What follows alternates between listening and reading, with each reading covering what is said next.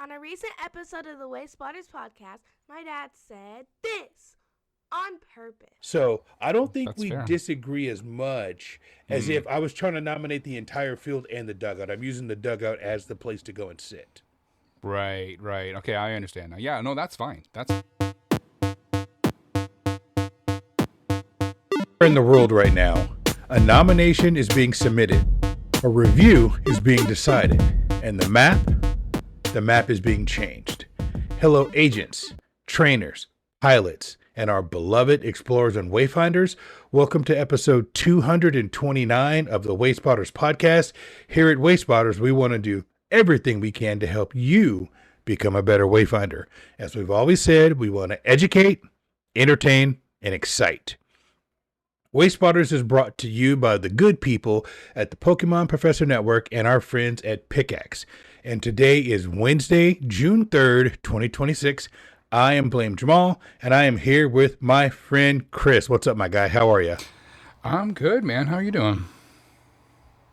I am good. It is Wednesday, and as you guys listen to this show on Sunday, you will notice not one, but two things.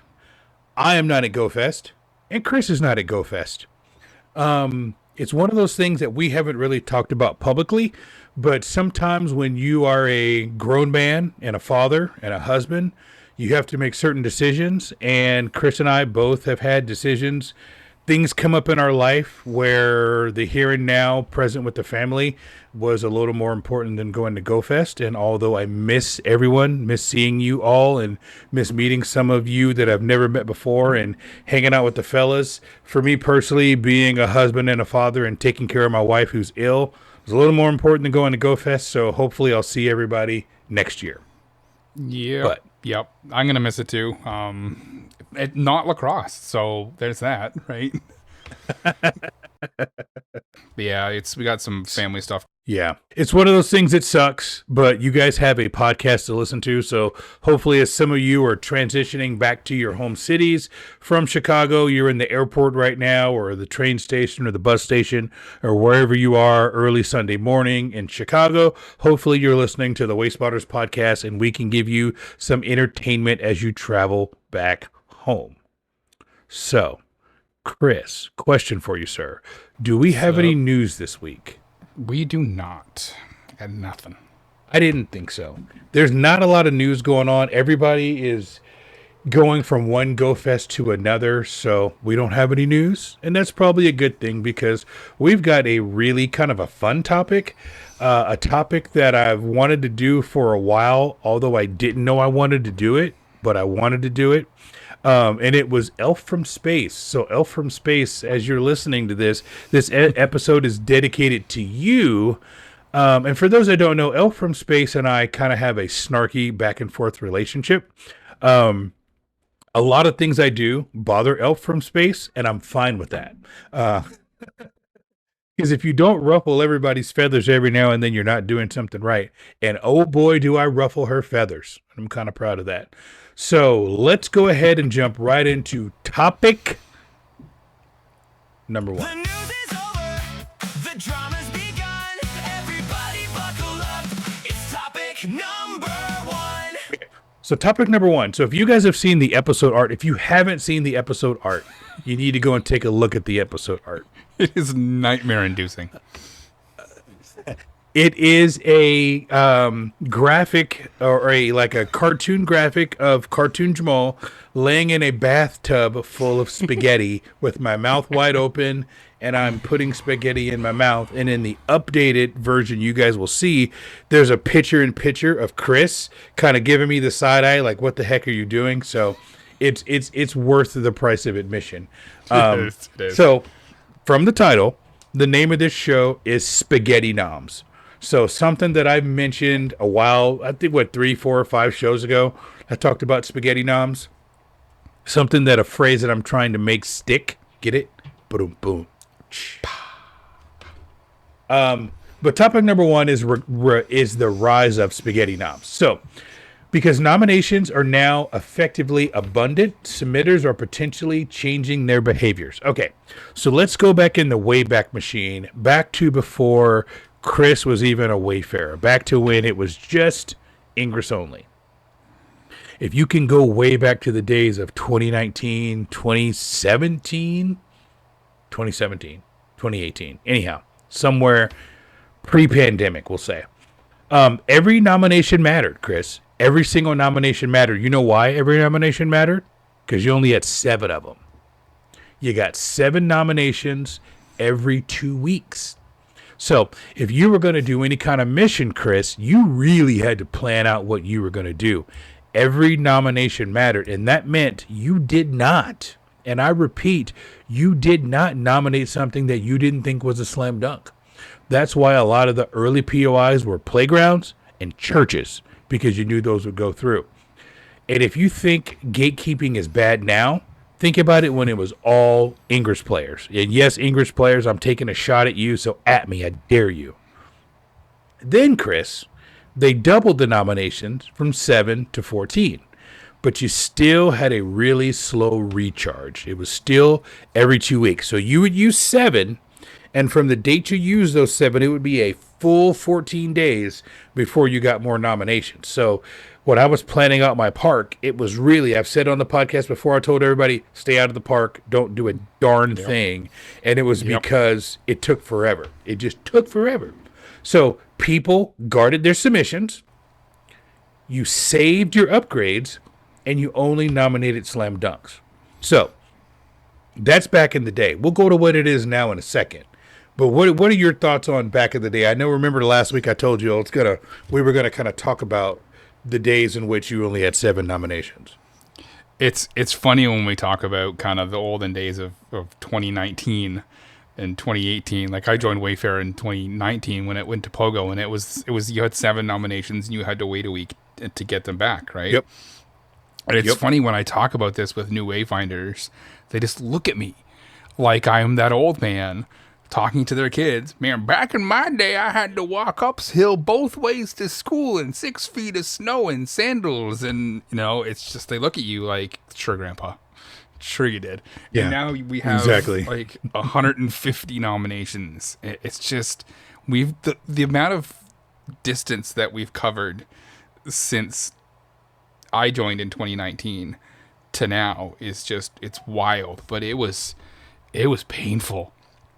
When I was doing that park in Plattsburgh and doing that area in Plattsburgh, I was just like, the first set that I did, I screwed up one of the pins and I had to withdraw it. So I had 6 instead of 7. And I was just like, for like 4 days, said it. I just couldn't fathom how I had screwed it up. But now it's just like, I'm just going to withdraw.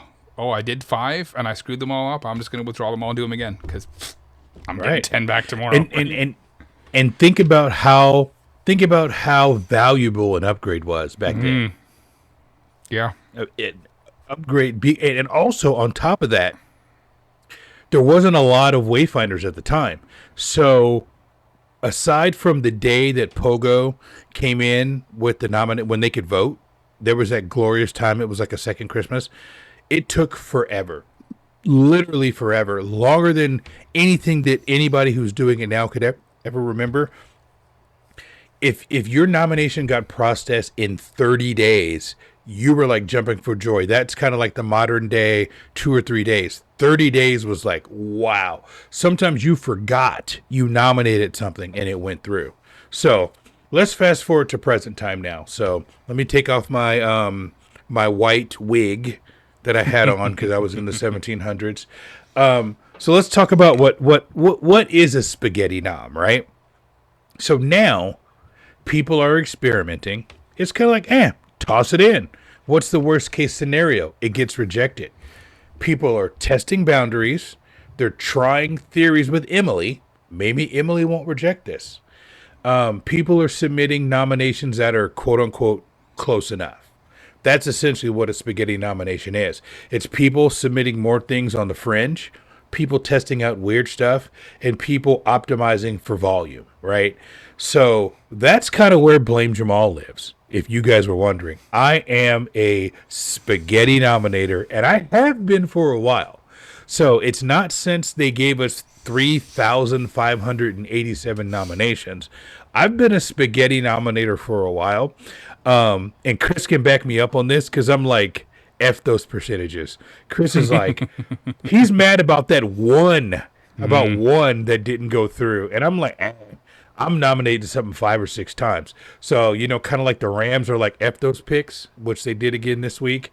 I'm kind of like, yes, we'll have to talk about that in the post show. That's wild, by the way. As a 49ers fan, you got to have some feelings about that. Yeah. Game 1 in Australia, you got to see them. Yeah. But anyhow, back to Wayfarer. I 100% live in the gray area, and I 100% live in the, I'm going to toss it in. What's the worst that can happen? It'll get rejected, and I'll have to, refine my nomination. Now, with that caveat, Chris, I'm not nominating K through 12s. I'm not nominating things that are just bad, things that could potentially put your account at risk. That's not what I'm talking about. What I want to explore today is, if you are a champion and you have 320 nominations, what is the downside of jumping in the bathtub of spaghetti? So before we get to, I'm going to give you kind of a question and answer. I'm going to put some pictures up on the screen. Well, technically, you're going to put the pictures up on the screen, but I'm going to put some pictures up on the screen, and I want to walk through them and have you tell me a couple things I want to know. A, would you nominate it? B, how would you vote on it? And C, would you consider it spaghetti or slam dunk? But first, I want to get your perspective on my definition of spaghetti noms and what's your gut reaction to that. I mean, I was going to say when you started talking about this that you becoming a spaghetti nominator, and I'm like, this isn't a new thing. This is just kind of the way that you've been wayfaring for a couple of years at least. Let's just caveat this, but you did it for me, so all right, we'll move past that. I think at this point in the life cycle of Wayfarer, a lot of people are going to end up doing this because, A, you're right, we've got 370,000 nominations now. I think I'm up to 184, which is a wild sentence to say, right? Yes, I could nominate It is 184 very things tomorrow. That is wild. Right. But like, there's not 184 things for me to nominate within driving distance that I know of. Right. So people are going to have to go off the beaten path. They're going to have to try things that maybe they wouldn't before because they only had 14 nominations, and then maybe they had 40 and they were just like, okay, well, I have a list of things that I want to do. I'm just going to throw all this other stuff off to the side and maybe get to it eventually. So I think at some point, this is just what Wayfarer is going to become, is people trying stuff just for the sake of trying stuff. Right. You got to be careful that you're only trying stuff that you can make a case for, because if you're just trying stuff for the sake of trying stuff, Niantic might be like, hey, stop that behavior. Might put you in timeout. Might put you in timeout. And I think enough people will get a timeout that it won't get bad. Yeah, well, let me ask you a question, though. On that note, let me ask you a question. Isn't Niantic kind of tempting us, giving us 320? Aren't they asking us to I mean, it's kind of like Johnny shot his eye out, but I gave him the rifle and didn't give him any instructions. Should I be surprised that he shot his eye out, or that he shot Mrs. Johnson's window out when I gave him a loaded BB gun with unlimited bullets? I mean, is that a stretch? You're not wrong, right? And people will say, oh, well, you have to be responsible. You have to do things within the... People are not responsible. Like the general public, if you've ever had a public-facing job where you've dealt with just random members of the public, you know that individuals have the capacity to be smart. People do not. Like, people common are sense stupid. is not common. Common sense is absolutely not common. And right. You give this number of people who participate in Wayfarer this number of nominations, and you give this number of Pokemon Go players this number of nominations, you have to at least expect a little bit of right? Like, I will say You're this. not I will say wrong. that in the last little bit when I've been doing my reviews, the quality is kind of taken a little bit of a dip. But like, I'm not seeing a whole lot of coal. I'm just seeing a whole lot of, well, that's Meh. boring. That's boring. Yes. You know? Yes. Like, I get it. I get why you think that's good. I get why you're trying to nominate this. I get the premise. No. You know? Right. Like, Now, a lot of things that I've seen in my local area are, wow, I've looked at that, whatever it is, for 3 years. Yes. And I personally would not have nominated that. But someone not only nominated it, but it went through and now it's in the game. And I'm like, something else for me to spin. And if Blame Jamal would not have nominated it, you know it's kind of gray, right? Chris, you've known me long enough. We've hung out enough in person and we've talked privately enough to know that if I'm going, I wouldn't have done that, and somebody did it, you know it's kind of out there. So that brings us to our next part of the show. Chris, you want to bring up the first picture. We won't spend a terrible amount of time on this because I don't want this to be like a 2-hour show. But I want to go through 5 or 6 of these, and I'll preface this by saying none of these try to report me to Niantic. I've no link to these at all, but these are legitimate nominations. So for those of you listening on the podcast, like I said, if you're in the airport traveling back home, thank you for listening to us on Sunday. And for those of you who are either watching on YouTube or on Spotify, you can see what we have on the screen, but I'll do my best to describe it to you all. So the first one is a decorative neighborhood sign. It says Lake Hills on the front. And it is probably 6 feet, 2 meters, meter and a 0.75 tall, and it's stone, and it's probably maybe a meter thick. And there is green grass in the front of it with some rose bushes behind the green grass, and then it's the stone facade, and it says Lake Hills on it. And I made sure I didn't pick one that was in somebody's front yard so we don't have to go through that whole charade. But it's a neighborhood sign, and I think it's a pretty decent looking neighborhood sign. Now, this is something that years before, as we've talked about, no one ever nominated neighborhood signs until probably maybe a year ago, maybe a little bit more than a year ago. And I don't know who had the idea to nominate neighborhood signs, but they're all the rage, or, you know, depending on your perspective, in Wayfarer now. So, Chris, looking at this Lake Hill sign and what you guys see on the screen, would you call this slam dunk, or would you call this spaghetti, or would you call it a third thing? I honestly think that this, when it comes to neighborhood signs, this one's pretty good. It's decorative. It's got flowers. It's got a nice sign. Like, it's stone, and it's clearly like at the bottom of a hill on public land. This is fine. But like I keep saying, when we talk about this, like, hold on, let me pull this up. Like, people say, oh, neighborhood signs, they're not eligible. But what is the difference between this and this? Absolutely not. Yeah. Welcome Like to this- Oshawa. Is that your slogan? Prepare to be amazed? Prepare to be amazed. I like that. So this Yeah, is, okay. it used to be prepare to be, or it used to be the city that motivates Canada, because Oshawa had the only GM plant in Canada, but that's not the truth anymore. Nice. Okay. It's, so for our audio listeners, this is a blue sign that says, welcome to Oshawa. And it has a population on it. That is eligible. How Right. is this worse than that? I mean, dare you're not going you. to get me to argue against it.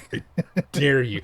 People have been like, "Whoa, that the welcome to the city sign encourages people to go." No, it doesn't. No, it doesn't. It marks the doesn't, yeah. border of the city. Yeah. That's it.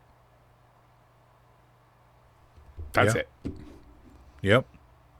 No, you're not wrong. I mean, that sign there does not motivate me to explore Oshawa at all. It lets me know that I went from whatever town I was in, and now I'm in Oshawa. That's what Yep. that tells me. And like the slogan of Oshawa, prepare to be amazed at how crappy Oshawa is. Like, sorry, but like It's awesome. it's neighborhood signs. I'm cool with them as long as they look fairly interesting, and that looks fairly interesting. So that gets a pass for me. Right. Okay, great. So let's move on to the next one. So the next one is apartment pergolas. Okay. And this one, so what you're looking at, this one is an apartment complex. I believe this is in Florida. And there's a pool on the left, and you can see the apartments in the back. There's a fireplace, and then there's a pergola that's sitting on some stone brick pillars, and there's some chairs in the middle, and it's the pergola. So for the longest time, people had said, this was on kind of private property because it was a residential area, but I think we've kind of debunked that and said, because it's not single family private property, that it's eligible. So for me, Chris, a pergola near an apartment grilling area, it's covered, seating structure, there's string lights, picnic tables. I see this as a social gathering place that encourages community interaction. I see this as a shared recreational space. Now, some people are going to say it depends on the presentation. It depends on the supporting photo. And it depends on whether it feels intentional or if it's just there. I think the community overall is a little more inclined on these, but obviously I picked a really good one. There are some that don't look as nice as this, but would you say apartment pergolas overall are going to be more spaghetti or going to be more towards the slam dunk characteristic? Like, to me, this stuff's a slam dunk. I ever since Niantic was like, no, public things in apartment complexes and townhouse complexes are eligible, even if they're member only, even if they're resident only, that's eligible. Slam dunk, 100% all day long, right? Yep. And this is stuff like this one. This one's gorgeous. Like, this is a good place to be social. These things are set up for people to stand around and stand under and stand in. Like, that's Yes. there you go. Like, slam dunk for sure. Yep. So the first two are pretty chalky. Now this third one, this is where we're going to get a little controversial. Decorative benches. Okay. So let's talk about decorative benches for a while. So what you guys are seeing for the audio listeners is it's just a regular bench that you might see in a park or on a greenway. Now this one, I wanted to find one that's colorful. So this one has some very abstract shapes on it, kind of triangles and kind of triangle shapes on it. There's red stripes and pink stripes and light blue stripes and yellow stripes and orange stripes. And it's kind of in an abstract kind of pattern. But at the end of the day, it's just a bench. It's not named after anybody. It's not dedicated to anybody. It's just a painted bench in a park. So examples of benches that you might see are benches with the memorial plaque. This bench is dedicated to John Smith, who helped found this park, blah, blah, blah. An artist painted bench, a bench that's shaped like a book, a fish, or a train, or a bench that's at a scenic overlook. So that kind of runs the gamut of the types of benches as I was going through my reviews and kind of going back through some things. Now, there could be other ones that I didn't put on the list, but that's what I had. So, Chris, my question to you is, for this particular bench, would you consider this a regular bench? Would you consider this an interesting bench? What is your threshold for how you vote on benches, whether they're memorial or not? I think this is artistic enough for me. I would vote for this all day long. Okay. Memorial benches, the line has to be like distinctly notable person, and like for a lot of people, I get that you don't know that community, you don't know whether or not that person was notable, but that's on the submitter. Like, that's your job is to sell me on it, right? Like this one, if it's painted, like officially painted, then I love these things, because benches to me, not only if this is artistic, it's a great place to explore, but they promote an exercise because they're a place to rest along a path, right? So that threshold for me is kind of pretty low. For the most part, I think it was Testo in the one day was just like, he could make a case for any bench to be eligible under the exercise category, right? And I get it. Yeah. Like I totally get it, and I'm with them on that. But stuff like this, artistic benches, I love it. Yo, I don't disagree with you. In fact, I agree with you, but I do want to play devil's advocate, because I know there's a segment of our listenership that is wants one of us to play devil's advocate. So what you're saying is the difference in this being eligible and not being eligible is 3 different colors of paint. Correct. Because if this was just strictly a green bench with no paint on it, you would say this is not eligible. But because somebody painted it, it is eligible. Correct. Right. Now, if you're Niantic, how could you possibly put that in criteria? This is where I think Niantic has an impossible job. Yeah. I mean, I think you could say if the bench is artistic, and then you leave that little bit of gray area up to the people who are doing the reviews. I think that's kind of how they would have to handle that. Because like you say, okay, it's got 3 different colors of paint on it, but you could say that about art. Like you could say that about a painting. You could say that about a sculpture. It's 4 different colors of paint, but it's how that paint is arranged. And Yes. how the artist or the person who painted this bench used those colors to kind of either convey a message or make it look cool, right? So Yes. Absolutely. Now, because we plan these shows, let's go to the next one. Because the next one is exactly what I was hoping you would say that would lead us into the next one. So the next one is a utility box. So on the surface, if you see a utility box on your city street in your neighborhood, you're going to say that utility box is not eligible. Would you agree with that? On the surface, a utility box is not eligible. correct. Now, we put a couple coats of paint on it, it becomes eligible. Do you see where I'm going with this? Yep. And Chris, you've said this. You said this so eloquently. People either review to approve or they review to deny.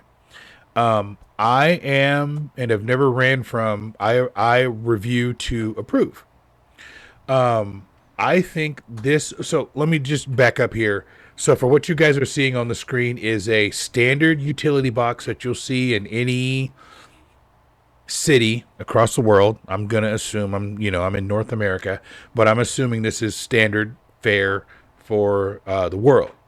However, this utility box, so it's a concrete base, and then the utility box is sitting off of the ground so it doesn't flood or for whatever safety or code reasons. But on this utility box, it's painted yellow. Yellow is the base color with a little bit of blue. And there's faces on there, kind of abstract faces with prominent noses and prominent lips and ears. And then there's like a sunflower, and there's some like cat ears and stars and kind of a cityscape in the background. It's really cool. I'd love to know the artist who did this, but because someone came along and beautified this utility box, it now is a good place to explore.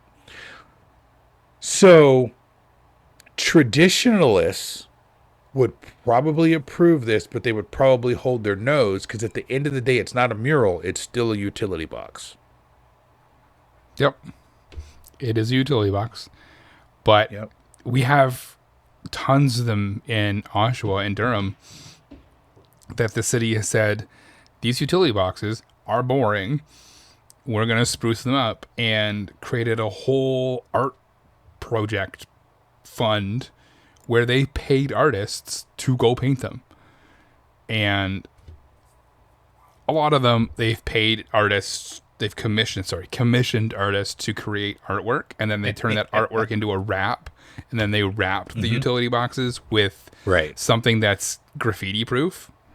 But like, and people argue, oh, that's not art. Yes, it is. They've taken the art and they've repurposed it and covered the utility box with the art that was created for that utility box. But they've just done it in a way that where it can't be vandalized.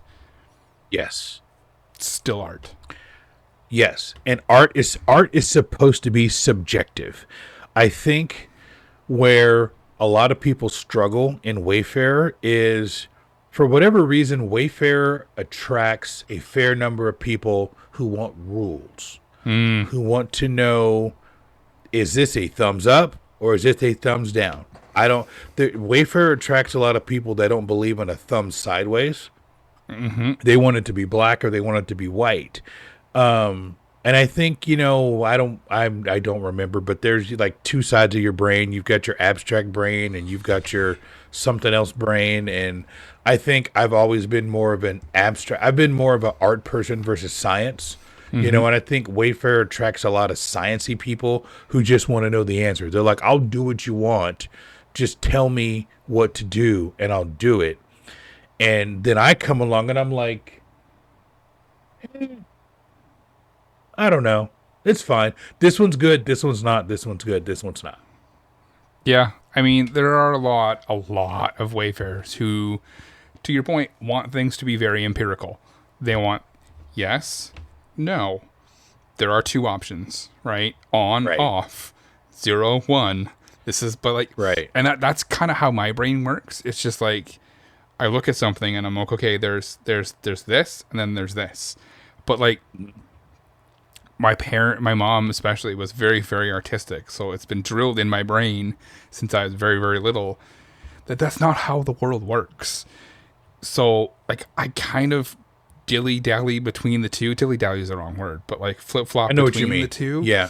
And sometimes Wayfarers, you're right. I think they struggle with that. And there's a lot of nuance in Wayfarer, especially these days, that people have to get used to. And there are people who have been very, very good Wayfarers and have very, very good ideas and were very, very great. They're great people who have completely just quit doing Wayfarer because they can't handle it. And especially now that Scopely's taken over, I think that Wayfarer's kind of going to gravitate to this place where they just kind of go, we're just going to back off a little bit because Niantic Spatial was we want to have a map that we can sell to other companies to do certain things. So we need to be very strict about what we allow on the map. And I laugh when people were just like, especially when they did the split, Niantic Spatial is coming out with all this AR stuff that they're selling to companies, and people are like, they've been stealing our data. I'm like just 5 seconds of research into this company called Niantic told me exactly why they were creating Pokemon Go. Right? Like it's exactly. Yep. This is so like Niantic Scopely doesn't have that. That's not their end game. Their end game is to play, to make games that people play. And how do you make games that people play? You have ways for them to play. And how do you create ways for Pokemon Go players to play Pokemon Go? More stops. More stops. Now, Chris, remember, I've been saying this since you came on this podcast, season 2.5 or whatever it was. Yep. I had no way to conceptualize what I was saying, except I had a gut feeling. And I think, to kind of bring it back to what we were talking about, that like a traffic signal box is now eligible. Hardcore Wayfinders, map purists, people like yourself, have struggled with some of the decisions Scopely has made, because Scopely has specifically, Pokemon Go, put things in the game that 100% violate the spirit and the letter of the law of Wayfarer. Yep. Bus stops, street corners, power spots. They don't just violate Wayfarer. They just hit it with a sledgehammer. It goes against everything Wayfarer is about. And I think people really struggle with that. But it's like you said, Scopely is not tied to the geospatial map. Scopely is trying to grow the Pokemon Go game. And Wayfarer sometimes can get in the way of Scopely doing that.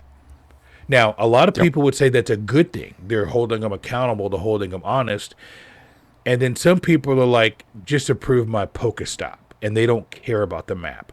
And I told you we were going to get to a day where there was going to be more of them than there are of us. And I think we're quickly getting to that level where the forum is going to be taken over by people who don't really care about the map. They care about spinners, as they call them. So, you know what drives me nuts the most about the state of the Pokemon Go map and Wayfarer? I honestly, hot take, I think that Scopely, Niantic Scopely, should just continue to throw stuff onto the map wherever they want. Right? Street corners, bus stops, street lamp. Don't care. I honestly don't care. Right? Do whatever you want. I think that the Wayfarer team should completely and utterly ignore it. Don't make a post in the forum. Don't make a post on Twitter. Let the Pogo team, or just let the Pogo team handle it. If they start appearing on the map, oh well. Right? And then if people come on the forums and be like, yo, there's a bunch of these Pokestops in my village that make absolutely no sense. Why are they on my map? The Wayfarer team can go, talk to the Pogo team. I love that. Those are not Wayfarer. Those are outside of the Wayfarer system. And then that way, people in Wayfarer can go, okay. And it creates that separation, right? It creates the separation between the Pokemon Go team doing what we've been asking them to do for 4 years. Like, people were just like, you should approve the playground in my backyard because I have nothing else for 400 miles. We're like, that's a rural problem. That's not a Wayfarer problem. So then then Scopely decides that they want to fix it, and they fix it, and then the Wayfarer people go, well, not like that. Whoa. No, not like that. No, you need to shut the hell up. Let them do their thing. And I think that the Wayfarer team, and I love the Wayfarer team. Okay, I do. We both do. We've met with them several times. We've broken bread with them. We have conversations with them on the side. Love them all. Okay? They should just shut the hell up. I think that's a great idea. Even if the Wayfarer team consults and says, all right, we will help you with this information because, they have scans and whatever and stuff. We will help you create these things for your map. Right? We will consult with you. But these are not going on the Wayfarer map. They can stay on the Pogo map. They are you. You guys handle the announcements. We are hands off. Yep. And that creates that separation. I love that. That's amazing. That's amazing. I hope they're listening. Don't make a post about it. Don't talk about it. If someone says, "Hey, where did this come from?" I don't know. Go talk to Pogo. Yep. How do I talk to Pogo? Go to helpdesk.pogo.com and ask them. This is not a Wayfarer thing. We didn't include it. Go talk to Pogo. Yep. And then you address it. You address it once because someone's going to post on the forums. You address it once and you say, "This is it. If you want to talk to it, talk to them." And then anytime somebody else posts it, Cindy Poo or someone else can go, "Hey, they already answered this," and they can link to the answer, and that's it. They're done. Separation. I love it. Right. I love it. All right. In the interest of time, let's go to the next one. We kind of went off on a tangent, but that was good. That was a good conversation. All right. So this one clearly I had to get that out of my system. You had to get that out of your system. So this one, there's two. So the first one, generic fountains. So when I say generic fountain, what's the first thing that comes to your mind? Generic fountain, I think that water thing in the middle of a lake, or just like a really, really boring water fountain outside of a hotel. Mm-hmm. Gotcha. So the first picture we're looking at is it's in a apartment courtyard. So yeah, I guess growing up as a kid, we always call these wishing wells, where you throw, dimes or pennies or quarters or whatever. So it's a brick cylindrical circle, and it's painted like blue green, and there's water, and then there's like some feature in the middle of it, and then water's pouring out of it into it, and it just hopefully recycles. Ooh, please recycle. But that's the Oregonian me speaking. I want water to recycle. But then the second one, bring up the second picture. So I think this is what you were describing, and I anticipated you describing this picture. You did. Yep. What Chris was describing, and it's the second picture. It's a lake or a man-made lake or a man-made pond, and then there's an aerator in the middle that is taking water from the pond, shooting it up in the air, and it's coming back down. It's not artistic. It's more function than it is fashion. Where the first one we had on the screen, I believe to be eligible, while this one I believe not to be eligible. Now, I think there's a difference there. The first one was like a small apartment fountain, a courtyard fountain, or an HOA centerpiece, which I think can be eligible. And I think the second one is more of the spaghetti nomination. It's the water coming out of rocks or the pond aerator. Now, to be 100% honest, Chris, I've seen both in the game. I've seen both get rejected. I've not nominated the second one, but there's one that's not too far away from where I live that is a pond aerator that is in the game. So, Yeah, like the fountains to me, I get it, right? They usually have some sort of carved statue thing in them. Yeah. Or some sort of carved artistic thing in the middle, right? And those ones you can walk up and you can touch the edge of it, and that's Yes. It's generally eligible. Unless they're like incredibly boring, then probably not. But even then, I've yet to see one get nominated and not make it through. The aerators Niantic has come out and straight up and said, no, those are not eligible at all. It's functional fountain. Yep. It's not even cod fountain. It's an aerator, and you can't get to it unless you go wading into the water, which Niantic considers unsafe. They're not eligible. And it's like every 2 or 3 months, people post one of these things, and they're just like, it's a fountain. I don't understand. And people are like, no, it's an aerator. It's there to prevent that water from becoming stagnant, which breeds mosquitoes. And killing all the wildlife, right. And it's just bad for everyone. So that's why they have those. And like, if you've got a sign next to the pond that says, hey, this is Gerald's pond, nominate the sign because it anchors the pond. But other than that, no, see you later, right? Yep. All right, so the next one. This one, when I posted this in the images from the show channel, there was a little bit of chatter about this one. So what you're looking at here, and I did this one specifically on purpose. What you're looking at is a brick facade of a building, which appears to be a bar or a cafe. It's in Spanish, Churreria, and I think it's Los Palos on the other side. But it's a picture of 2 steins of beer with kind of foam coming out as a mural on one side of the building.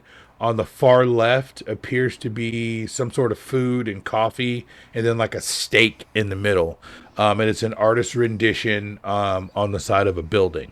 So think like wing murals on a coffee shop, a cartoon mascot mural, and this one is like a local brewery wall art. So the debate on this one, Chris, is this public art or is this a business advertisement? I mean, it's art. Somebody painted that. It's unique, right? It can be both. Is my answer. right? Like this is Right. the restaurant didn't paint that stuff to be artistic. They painted it to advertise what they have. But you're not going to find that stuff anywhere else because it was painted for that restaurant. And I think that's the line, right? Like that's your distinction. That's my distinction, right? And there's other things that I know that you've nominated and other people have talked about, and I will admit that I'm guilty of nominating. That is kind of on that borderline. Like, I think this is unique enough that it's eligible for me. The Tim Hortons up here have a plaque in the floor with the Looney. Like, we've talked about the Looney before, but it's the same display in every single one. And like every single Tim Hortons has a Pokestop in it because people have nominated them, right? Like you could say that's mass produced. I think it tells enough of a story that makes it eligible. But stuff like this, like people are not wrong that this is advertising. But I think, like I said before, I think that the line is that this is unique enough to make it art. And it's a good way to get a restaurant through. It's a great way to get a restaurant through. So I think one of the things that I nominated that had a fair amount of chatter was inside a Wingstop. There's it's a mural painted on the wall and it says Taste of Heaven. And it's clearly an advertisement for some of their wing sauces, but it's a mural. So, people go back and forth as to whether or not that is something that should be in the game. And I'm a sucker for going and finding something painted on a wall and calling it a mural, whether it's a mural or not. I can call anything a mural, And I don't think we're going to get to topic number 2, but we'll probably have to punt that to next week. But just to tease it for not the next show, because the next show is yours, but the show after that is, what do you think about a community that goes rogue? Yeah. And, so I want to make sure we have plenty of time to kind of flush out that, like, when a community says, we prioritize Pokestops over specific criteria, and that's the way we go. So I wanted to kind of talk about that a little bit, but I don't think we'll quite get there today. No, probably not. But it's fine. I think that deserves its own fully fleshed out show, because I think we can both go on about that one for a while. We can. No, I'm putting something in the images of the show channel right now that I want you to pull up as an example. And I think I remember how you felt about this one, but I want to get your kind of live reaction to this right now. So, do you know what this is, or do you want me to kind of walk through what you're looking at? Maybe I'll walk through it just so everybody who's listening knows. So, what I have up on the screen now is a mural, and it's on a brick wall, and it's in white. And it's 6-inch sub sandwiches kind of in a circle. And inside of the circle, it says, approved by mamas, super seal, great stuff. And it's a registered trademark. Now, before I tell you what it is, and I think what's your initial thoughts when you see this, if you came upon this on reviews? This is one of those things that I would walk past 100,000 times and never think to nominate. But the one day I would walk by and it would be a Pokestop, I would go, huh, interesting. And then I would walk away. Right. This isn't something that I would nominate, but it would also not surprise me to see it get approved. Gotcha. Now, for a little bit of context, this cell had been empty for years, and it was going to trigger a gym. And literally there was nothing else in the whole S14 that would trigger a gym. And I saw this and I said, like you said it earlier, Jamal's never been shy about just nominating something. So I said, you know what? Let me take a picture and nominate it. And it went through, and it triggered a Jim in that cell. Now, for those of you who don't know, this is a Jimmy John's.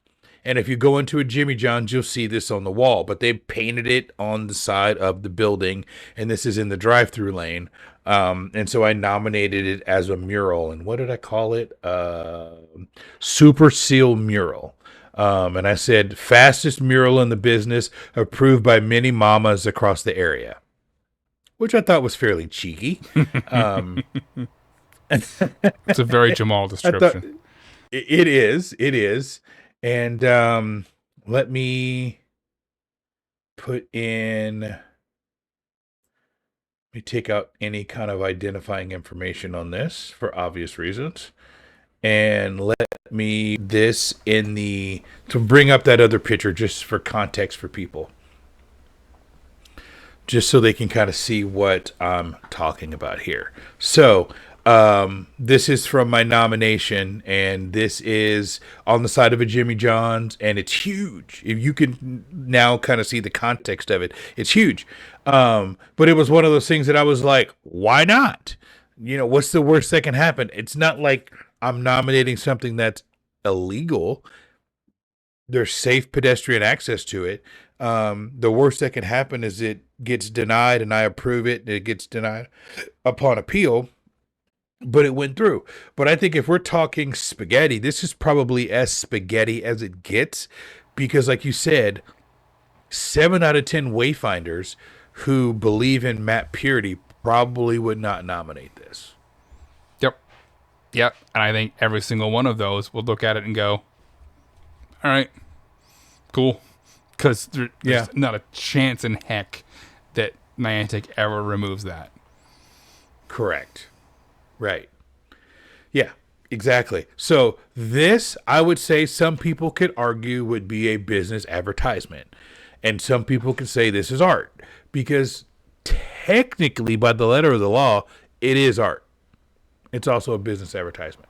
So, but that's kind of what I'm talking about when I'm talking about spaghetti noms. And, some people have said to me privately and even in publicly that, Jamal, when you nominate things like this, it's dangerous because people will see your nominations on the map and assume that something similar is eligible.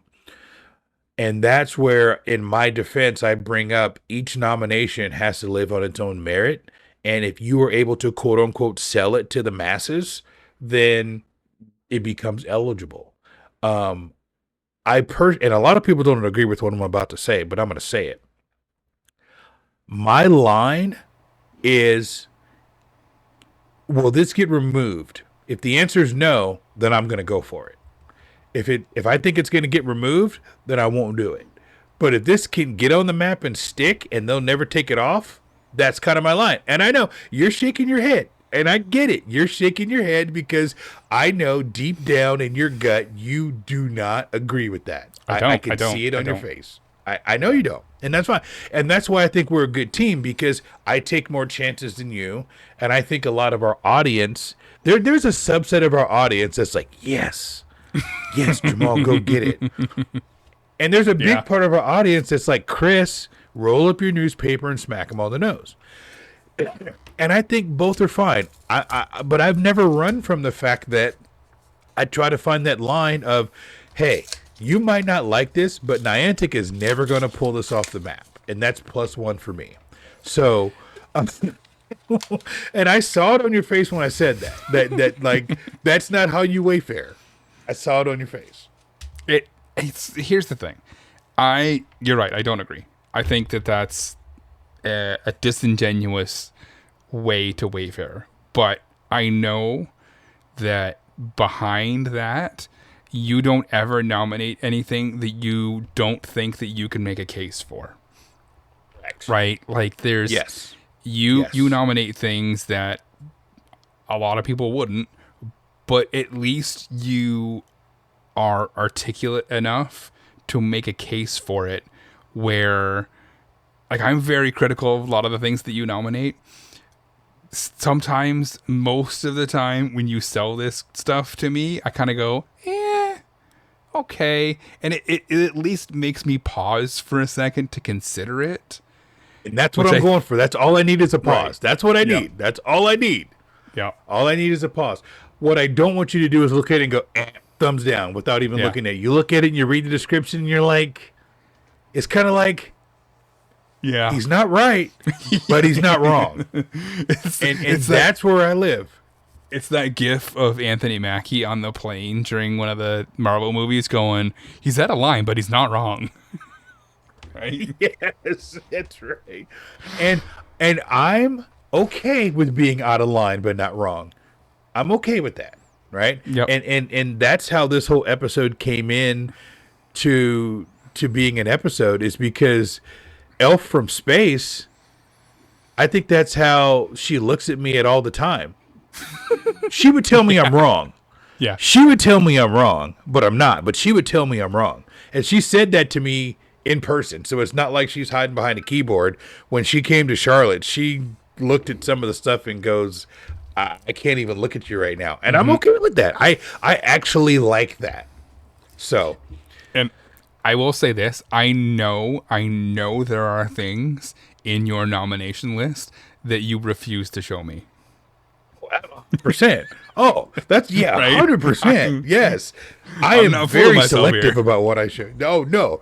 Yeah, that's why I never share my entire list. I pick and choose what I show people, and you notice how I crop things when I do. Yeah. Oh yeah. Absolutely. Yeah. Oh yeah. Yeah. Yep. All right. Let's go through these last couple here real quick. Trail markers. This is a bigger deal in Europe. And Chris and I have been efforting to get some people on from Central Europe, Netherlands, Germany, Austria, where this is kind of a big deal. So if you have an interest and want to come on the show and talk about trail markers in the Netherlands, we'd love to have you. We'll talk about how you contact the show at the end. This one, Chris, so what you're looking at here is a what looks like to be kind of a trail in the background with some tall green kind of wispy grass, and there's a pole, a wooden pole, and there's a wooden sign with an arrow pointing to the left and a wooden sign with the arrow pointing to the right, and they both say trail on it. These are ones that are often accepted, even if they don't have any other writing. They don't say the name of a trail, they don't say how long the trail is, it just says trail. Some people do not like this because they want it to be spelled out on the direction you're heading, the name of the trail. And some people are like, it's not a blank, just an arrow. It actually says something. People like those. What do you feel about? How do you feel about these? I used to be a lot more strict with these than I am lately, because what do you want? Do you want the city to spend $700 on every single trail marker that they put on it? They're not going to. In today's economy, especially, they're not going to. Right. It's a trail marker. It's a thing that marks a trail. Are trails eligible? Right. Yes. Are trail markers eligible? Yes. You don't need a novel on them to make them eligible. And as long as it doesn't look like something I 3D printed in my basement and went out with a hammer and nailed into a tree, get over yourself. That's where the stickers come into play. And that's the thing, right? There's so many trails where they just printed a bunch of arrows on a 5 foot by 5 foot plexiglass or the little corrugated plastic stuff, and then they just cut them out, and then someone from the city or the thing went out with a hammer and nailed them in. Those look like crap, right? Right. Those look like something I put up because I wanted. And they're temporary.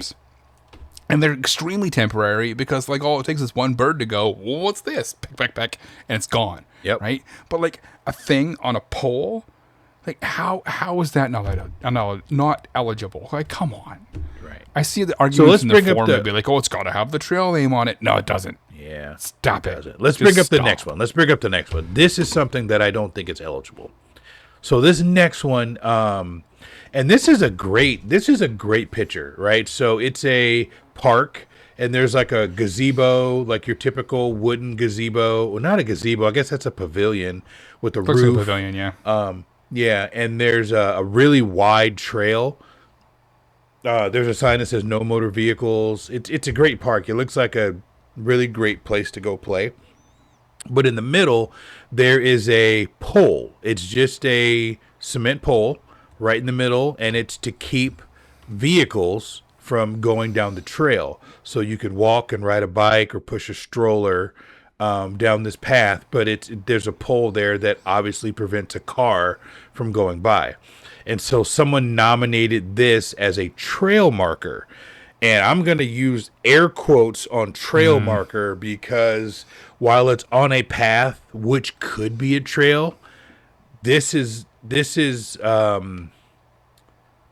infrastructure. That's the word I'm looking for. This is I believe it to be infrastructure that is there as a utility and not something to mark a trail. I completely agree. However, I will say this, and I've gotten these approved. You don't call that a trail marker. You take a couple of steps back. You take a picture of the beginning of because it's clearly a trail. They can see that path winds off into the forest, right? Into the background. Yeah, yeah. Call it a trailhead. A trailhead. Nominate it. You nominate the beginning of the trail, right? Because I think that's where they went wrong with this, is they tried to nominate that pole and call it a trail marker, which it's not, right? Fair. Nominate it as a trailhead. I've had success with that because yes, there's no sign there, but it is infrastructure, but it's the beginning of that trail for me, right? Okay. And I've had success with that. But like calling that infrastructure thing a trail marker, yeah, no, 100%. That's not how you do that. Okay. Now, I'm glad you said that because I want to share something with you that I have also had success with this, but to my credit, I wasn't necessarily nominating the hole in the middle. So I want you to bring this up, and I'll explain to the viewers what they're looking at, or to the listeners what they're looking at. Okay. So this is something very similar that I got approved. Okay.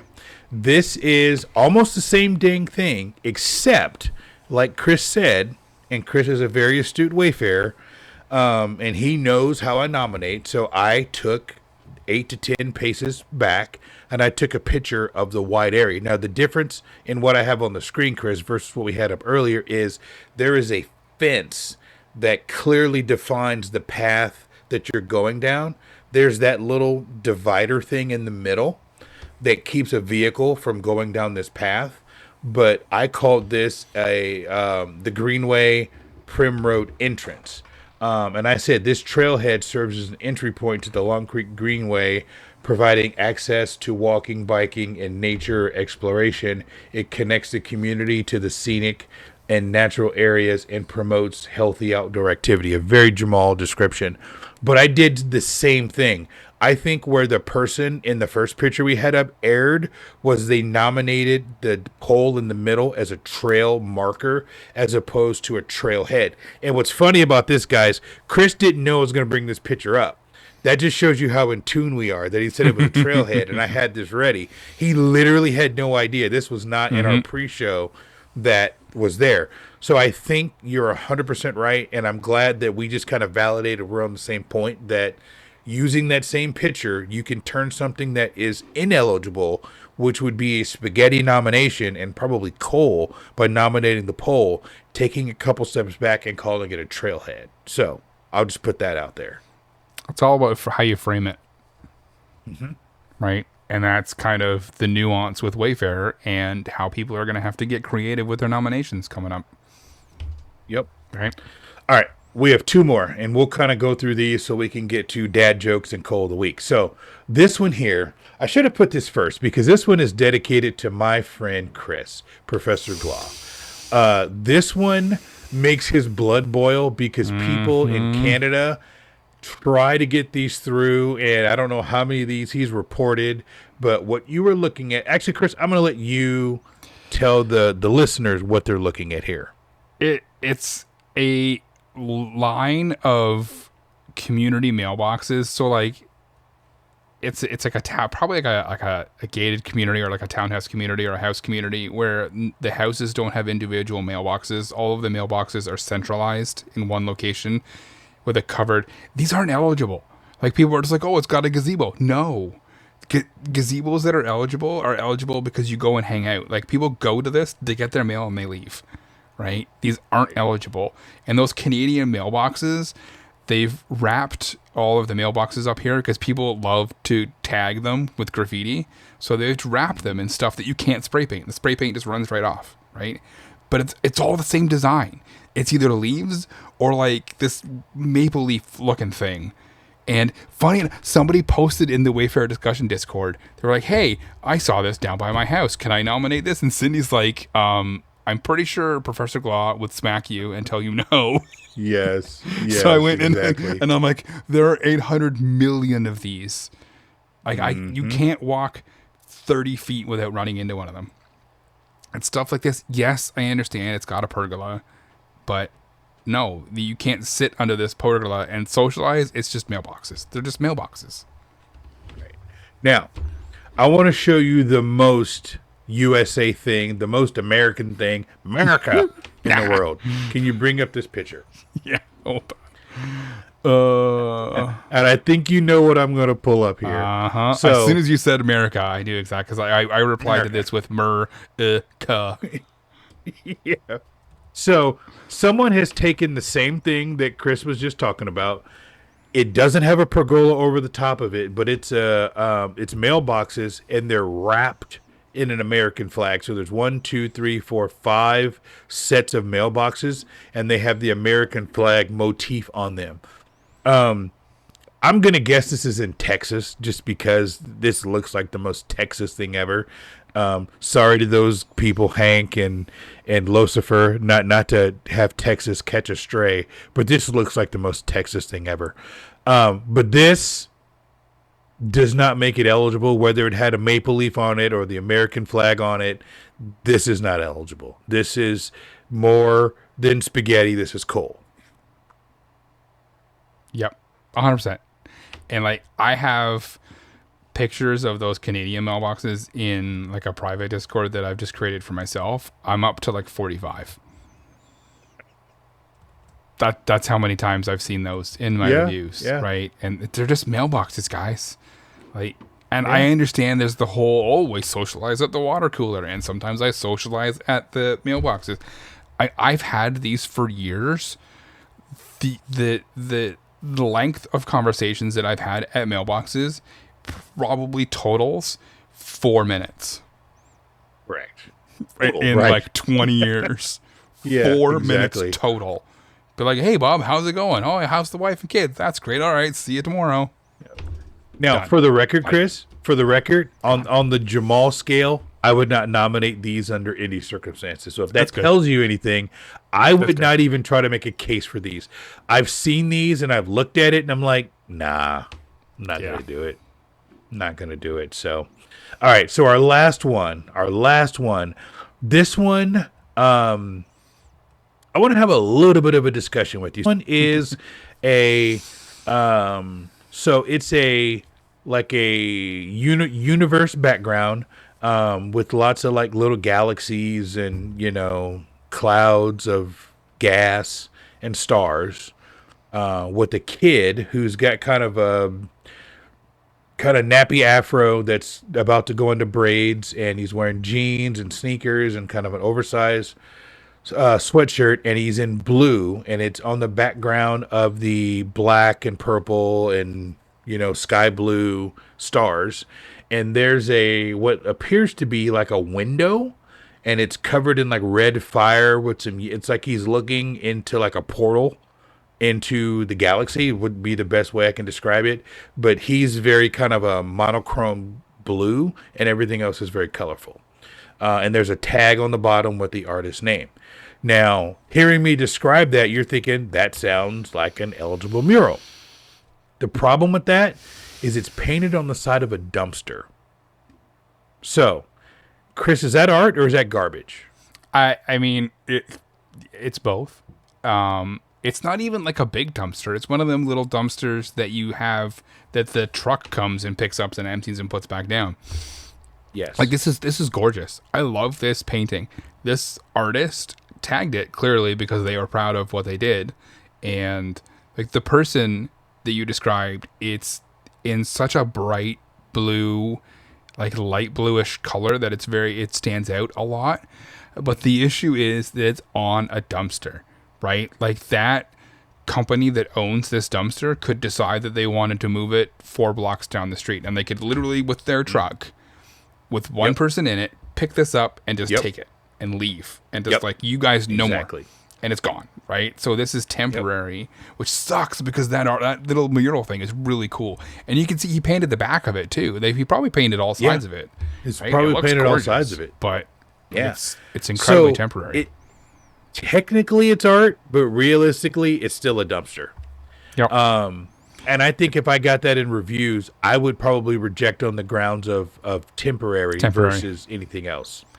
And this is a really, really, really good example of, yes, it's eligible, but it also checks one of the rejection criteria boxes, and those rejection criteria boxes overrides anything that's in the acceptance criteria, right? Yes. Like you could have something like this that's incredibly eligible, but it's temporary, so it's not. It's like doing multiplication, and anytime you put a 0 and multiply by 0, everything turns to 0, regardless of the rest of the equation. Would you say that's a good analogy? That is a perfect analogy, actually. Damn, that's good. So, yeah, right on. Thank you. I see these quite often. Charlotte loves to paint on stuff, and this one is actually from Charlotte. It was in reviews, and I denied it for being temporary because that could be here today and gone tomorrow. Mm-hmm. So that's one of those things that, people are like, well, you said that the, utility box was the same thing. And I'm like, the difference between this and the utility box, this is on a dumpster, and a dumpster is not a good place to be social. And a dumpster is not a good place to, exercise. It's a dumpster. So if you take the paint off of the utility box, it doesn't meet any criteria. You put the wrap on the utility box and it meets criteria.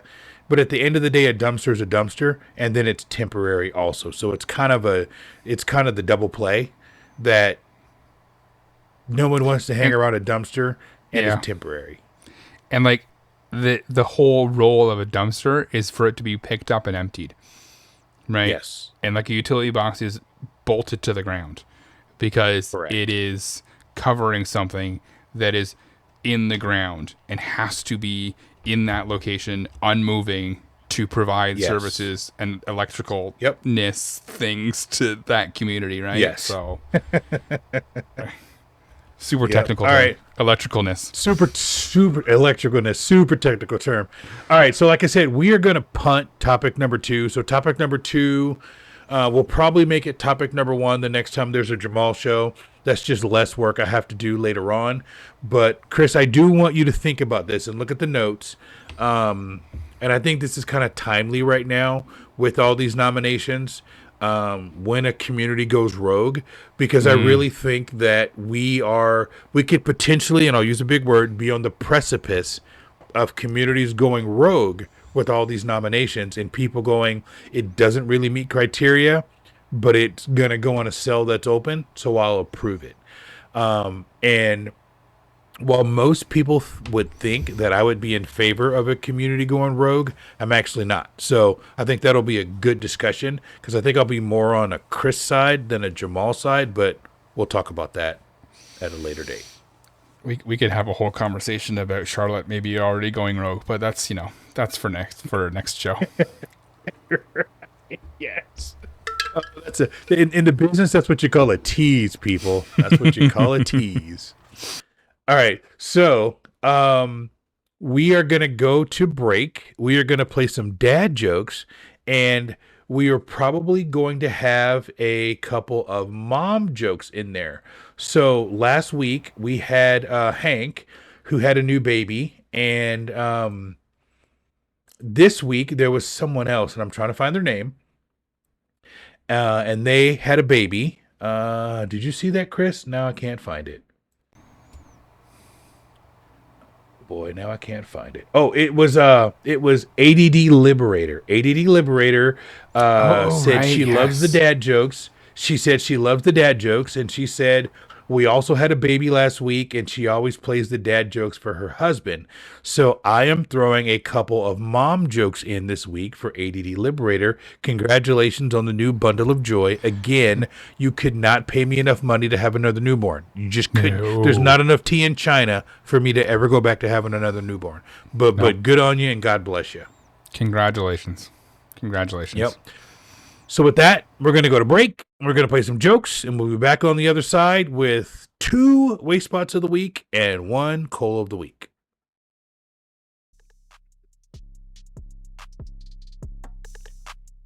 This is Darker Solstice, and you're listening to the Wayspotters podcast. This is Elf from Space, and you're listening to the Wayspotters podcast, the podcast that brings a whole new meaning to the phrase, stop everything. While you're waiting for your health to restore in Monster Hunter Now, you could be listening to the Wayspotters podcast. Season 5 of Dad Jokes. You guys keep encouraging him. This is why we can't have nice things. I asked my mom how she always knows what I'm thinking. She said, I carried you for 9 months. You're basically an app I installed. My mom told me to stop acting like a flamingo, so I had to put my foot down. My wife asked me to go and baby-proof the house. So I grabbed all the packs of cookies and I put them on top of the fridge. Apparently, that's not what she was talking about. What's a mom's superpower? Finding something that was right in front of you the whole time. I told my mom I was bored. That was apparently a chore request. When my daughter said her first word, I was really hoping it would be dad. Turns out she pointed at the dog and said, uh-oh, which is incredibly accurate. Mom can find a lost sock in 10 seconds. But somehow she can't find her own phone when she's talking on it. All right, everybody, welcome back to the Wayspotters podcast. And again, if you are listening to us right now in an airport, a train station, a bus station, or wherever you're listening to us on Sunday morning, I hope you had fun at GoFest. We missed you all, and So take a selfie of yourself in the airport for us. Yeah, take a selfie of yourself in the airport. Chris, do me a favor. We're running long. I want to bring up the one's got to go. We're not going to do the one's got to go because we're going way over. But can you bring up the one's got to go graphic? I just want to show everybody what we were talking about for one's got to go, and then we'll jump in the Coal of the Week. So if you could bring that up for me. One's got to go. Chris and I were going to be a little melancholy about one's got to go. And so for all of you, you can have the debate out there. The one's got to go for this week is previous USA GoFest locations. Number 1 being Chicago, number 2 being Seattle, number 3 being Randall's Island, and number 4 being New Jersey. So if you're in our Patreon exclusive Discord, we'll talk about Patreon at the end. Tell us if you've been to all 4, which one you think has got to go. Randall's Island. With that, hot take on Randall's Island. You know what? Everybody's going to say that, aren't they? Everybody's going to say Randall's Island. All right. Yep. Maybe that was too easy. All right. Okay. So we're going to jump right into Wayspot of the Week, number 1. This is Sarah Amanda, and here's some Wayspotters approved points of interest. All right. So Wayspot of the Week, number 1. We've said her name a couple times, so I thought I would highlight my friend, Elf from Space, Ambassador Elf from Space.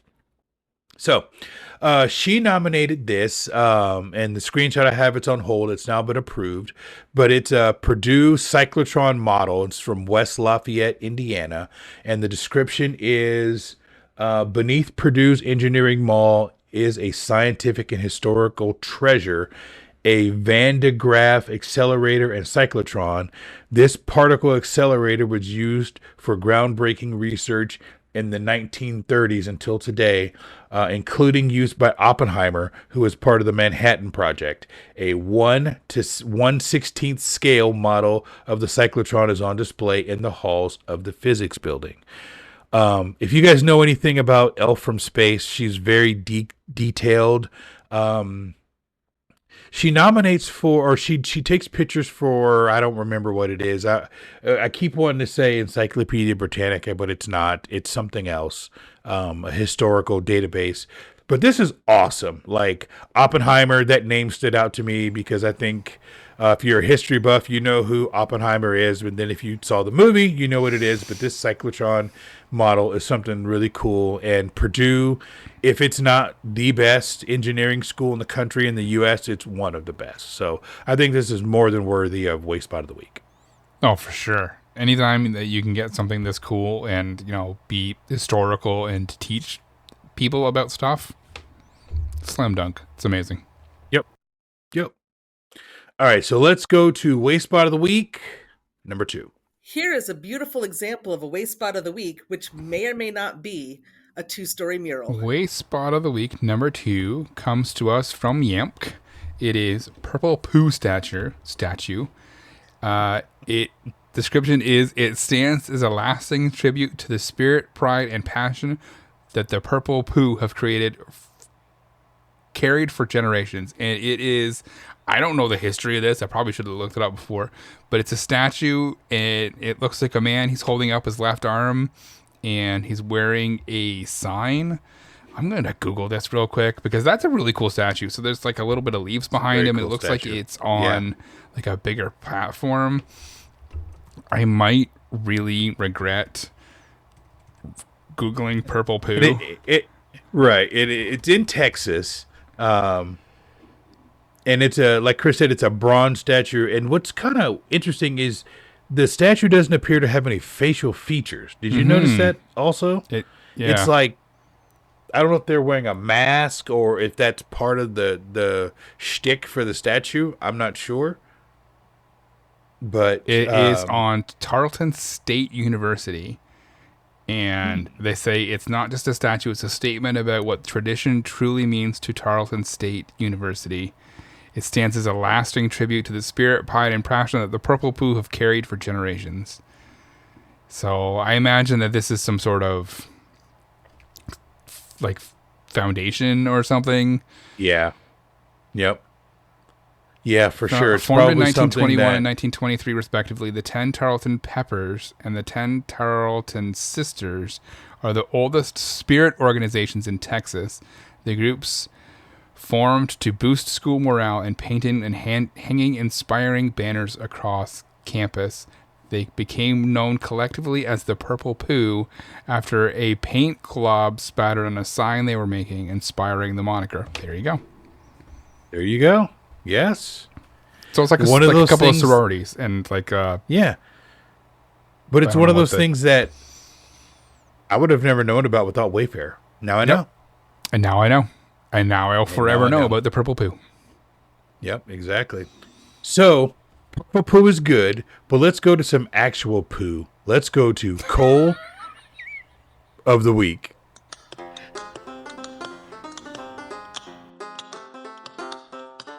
I've been working on the Wayfarer all the live long day. I've been working on the Wayfarer just to pass the... Uh-oh. Oh, no. Hey, Jamal, I found some coal. Hey, so Coal of the Week. See, I can make Chris laugh. I can throw things in that aren't in the script and catch him off guard every now and then. I can do that. That's such a good transition. So, yeah, I try. Coal of the Week this week comes to us from friend of the show, JQN, or Just Quit Now. If you guys heard the show 2 weeks ago, you know JQN is much more of a recon player, but has kind of converted over to being a Wayfarer. So what they sent in to us is from recon, and even though recon has been retired, whatever you want to call it, we're going to showcase this. So, Chris, this. And again, We don't post these to poke fun at anybody. We post these Call of the Week as informational. So I'm going to try to educate people on what not to do. So the title of this one, and this is already going to bother me, because it's all in lowercase and it just bothers me. Anyhow, it's called Little Pocket Monster Weather Vane. Unique artwork, hand-painted weather vane on Michigan Avenue in Gladstone, Michigan. Okay. What you guys are looking at is a weather vane in the front yard of somebody's house of Pikachu, Charmander, Squirtle, and Bulbasaur. And I don't, the spinny thing, I can't tell what that is there. But, I mean, you're trying to be cute. You're trying to be funny. But before I go into the actual Pikachu and all that, I stop it. You're right. Like literally you're in someone's front yard. And, that weather vane to me looks a little temporary. Like I could just go and with a good yank, pick it up. I'm not pulling, the sword out of the stone or anything. I could just pick that up and move it and put it somewhere else in the yard. So it's a hard stop for me right there at being in PRP, as opposed to you're trying to be cute and get something Pokemon related. The ironic thing is they nominated this in Recon instead of Pokemon. So theoretically, anyhow, I'll let you have your say on this.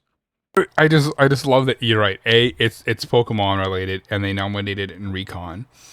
Yes, they didn't mention Pokemon. They called them Pocket Monsters, which is what Pokemon were called when they were first created 25 years ago, 30 years ago. And but it's like it's a weather vane. Weather vanes need to be on roofs. Like you can't. Why do you have a weather vane in your yard? It's not doing anything. It's clearly decorative, and it's in your yard. So I get it. Like we tell people don't mention Pokemon because you can't have Pokemon references in the game. But that's not what we meant. That's right. Like not at all. Oh, I'm just going to do it Recon because it's not Pokemon Go, and the Recon people will love the fact that it's Pokemon. No. Sorry, it's not. Yep. Call of the Week. You got anything else, my friend? I do not. All right, I'll go ahead and sign us off. So that is going to do it for this episode of Wayspotters. Now, we can't end an episode without giving some love to the people who make this show possible. So first up is our incredible executive producer, Kate the Cons. You rock. A huge thank you to you and all of our amazing patrons. We love you. And of course, we got to give a special shout out to our show historian, Maddie G, who's been keeping the record straight since day one. And a special shout out to Maddie G, who this year was in charge of coordinating the Airbnbs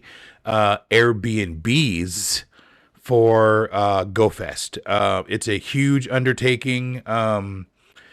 Chris, remember I organized it the year that we stayed in Jersey City and we had the mouse. And we slept on those air mattresses. But shout out to Matty G. He's the show historian, and he does a lot for the show, and he does a lot for the community and the network. So thank you to him. And we also want to shout out our gym leaders, Matty G, Espion Willow, KJ the Man, Herbert, Brandy, PJ, Fisher, JZE, and James.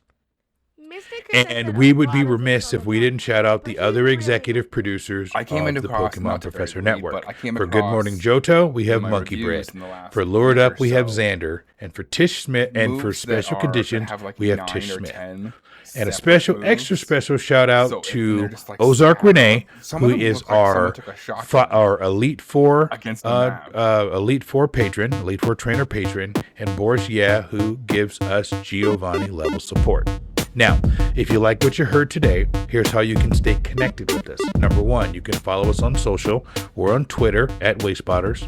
We're on Instagram at Wayspotters Podcast, and we're on TikTok at I Make Wayspots. We love interacting with you, so don't be shy. Come say hi. Number two, check out our website, www.wayspotters.com. From there, you can download episodes, send us a message, or even shoot us an email at wayspotters@pokemonprofessor.com. Number 3, we've got a hotline. That's right, you can call us, 704-426-3710. Leave us a voicemail, and you just might hear yourself on a future episode of the show. Or if you're feeling brave, tweet us a voice message directly from Twitter. Now, some of you might be watching this on YouTube, and for those of you who are not, you can visit our YouTube page, www.youtube.com/@Wayspotters Podcast. And Chris, for the good people who were there, what should they do? Click like on this video, click subscribe, and also click the bell to be notified whenever we post a new video.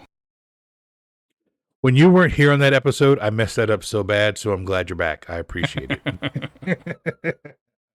Number 4, if you want to support the show, the best way is by joining the Pokemon Professor Network Patreon. For as little as $1 US, you'll unlock access to our Discord, where you can hang out with all of the people who love the Pokemon Professor Network across all the shows. Special conditions, Gotta Watch 'Em All, Purified Podcast, Good Morning Johto, Sleep It Off, After Darkrai, and Lured Up. And of course, your favorite, Wayspotters. It's a fantastic community, and we'd love to have you there. Now, if you guys want to hear all the really cool stories about GoFest, now would be a great time to join the Patreon before Monday, because Monday, if you guys are wrestling fans, the Raw after WrestleMania is like always the best Raw of the year. The Zoom call after GoFest is always the best Zoom call. So now would be a great time to join the Patreon so you can get on Monday and hear all the cool stories from GoFest. Also, a very simple way you can help us grow is to give us a rating on the app that you're listening to the show now. 5 stars really helps the show grow. And if your podcatcher allows you to leave a review, please do it. One of us will read it here on the show.